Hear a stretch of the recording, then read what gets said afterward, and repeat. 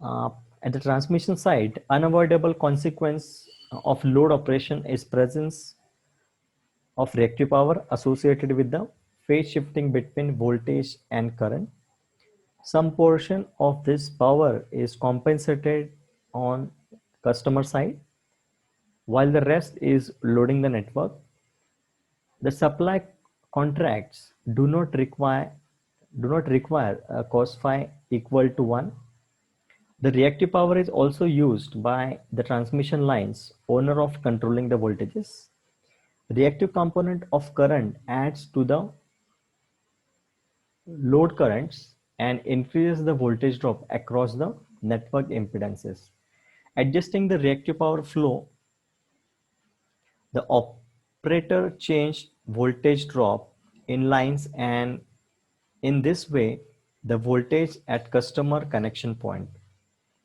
The voltage on customer side depends on everything what happens on the way from generator to the customer loads. All node connection point of other transmission line, distribution station and other equipment contribute to reactive power flow. A transmission line itself is a source of reactive power. The lengthwise inductance without current are not magnetized and do not introduce any reactive components. On the other hand, when a line is conducting high current, the contribution of lengthwise inductance is prevalent and the line itself becomes a source of inductive reactive power. For each line it can be calculated a characteristic value of the power flow.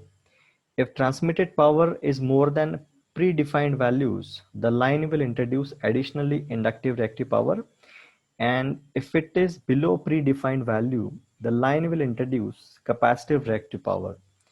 The predefined value depends on the voltage profile. For 400 kV, it is about 32% of the nominal transmission power. For 220 kV line, it is about 28%, and for 110 kV line, it is about 22%. The percent will vary according to construction parameters. The reactive power introduced by the lines themselves is really a nuisance for transmission system operators. Uh, in the light, in the night, when the demand is low, it is necessary to connect parallel reactors for consuming the additional capacitive reactive power of the lines. The voltage and reactive power control has some limitations. A big part of reactive power is generated in power plant units. The generators can deliver smoothly adjustable leading and lagging reactive power without any fuel cost.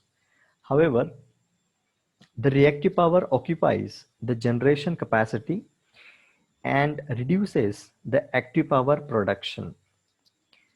They are often used with the transformer tap changing system.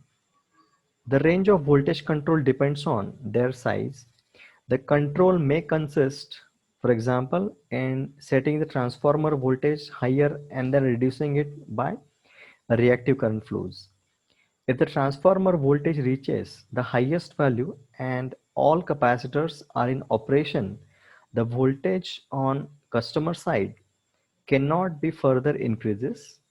On the other hand, when a reduction is required, the limit is set by maximal reactive power of reactors and the lowest step of the transformer. Now, we have seen the significance of reactive power. We have seen the sources of reactive power in the different parts of the entire power system. Now let's see how reactive power and voltage control is been assessed. That is assessment practices to control voltage and reactive power. Transmission and distribution planners must determine in advance the required type and the location of reactive corrections, which includes static uh, as well the dynamic voltage supports. The type of reactive compensation required is based on the time needed for voltage recovery. So, depending on the time needed for the voltage recovery, we can opt for either static voltage support system or the method, or dynamic voltage support method. The static compensation is ideal for second and a minute response, which includes capacitor, reactors, and tap changes. Dynamic compensation is ideal for instantaneous responses, for example, condensers and the generators. The proper balance of static and dynamic voltage support is needed to maintain voltage levels within the acceptable range. Reactive reserves during varying operation conditions. The system capacitors, reactors, and condensers should be operated to supply the normal reactive load. As the load increases or following a contingency, additional capacitors should be switched on or reactors removed to maintain the acceptable system voltages. The reactive capability of the generators should be largely reserved for contingencies on the EHV systems or to support voltages during extreme system operating conditions. Load shedding schemes must be implemented if a desired voltage is unattainable through reactive power reserves. A voltage coordinations. The reactive sources must be coordinated to ensure the adequate voltage which needs to maintain everywhere on the interconnected system during all possible system conditions. Maintaining acceptable system voltage involves the coordination of sources and sinks, which includes plant voltage schedules, transformer tap settings, reactive device setting, load shedding schemes. The consequence of uncoordinated of above operations would include increased reactive power loss, a reduction in reactive margin available for contingencies and extreme light load conditions, excessive switching of shunt capacitors or reactors, and increased probability of voltage collapse conditions. Let's see plant voltage schedule. Each power plant is requested to maintain a particular voltage on the system bus to which the plant is connected. The assigned schedule will permit the generating unit to typically operate in the middle of its reactive capability range during the normal conditions, at the high end of its reactive capability range during the contingencies. So whenever there is a contingency or unexpected events in the system, uh, the plant should provide or supply the reactive power to the system. Under excited or absorb reactive power under extreme light load condition.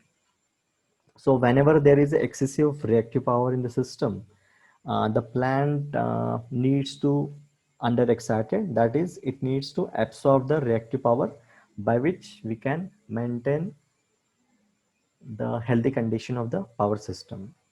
Then the transformer tap setting. Transformer taps must be coordinated with each other and with nearby generating station according to the voltage schedules. The transformer tap should be selected so that secondary voltage remain below equipment limits during the light load conditions. Reactive device settings. Capacitors on the low voltage network should be set to switch on to maintain voltage during the peak and contingency condition, and off when no longer required supporting voltage levels. Load shedding schemes. Load shedding schemes must be implemented as a last resort to maintain the acceptable voltage. Then voltage and reactive power control. It requires the coordination work of all transmission and distribution disciplines. Means to control voltage and reactive power, there has to be a coordination in between all transmission and distribution disciplines in the power system. The transmission needs to forecast the reactive demand and required reserve margin. They needs to plan, engineer and install the required type and location of reactive corrections. Then to maintain reactive devices for proper compensation, to maintain meters to ensure the accurate data, and to recommend the proper load shedding schemes if necessary. Uh, in the controlling voltage and reactive power, the role of distribution is they needs to fully compensate distribution load before transmission reactive compensation is considered. Then to maintain reactive devices for proper compensation, maintain meters to ensure accurate data as well. Distribution needs to install and test automatic under voltage load shedding schemes. So till this we have studied many aspects and sort of significance of reactive power. So it is very necessary to maintain appropriate uh, values of the reactive power in the system. If it is excessive, it will problematic for the system. If it is deficit, or if the reactive power is reduced, then also it will cause some sort of contingencies in the system. Therefore, at all the times, it needs us to maintain the magnitude of the reactive power at appropriate levels, because on the other hand, the voltage profile is depends on the magnitude of reactive power, and it is a basic expectation of power system that to maintain the system voltage constant. Therefore, to maintain the system voltage constant as well to maintain the stability of the system under the working condition, uh, it requires to maintain the voltage profile constant. So this is all about in detailed view on significance, the factors which will impact the reactive power, then the sources of reactive power in the system, and many points we have covered in this lecture. So this is all about the significance of reactive power in the power system. Thank you.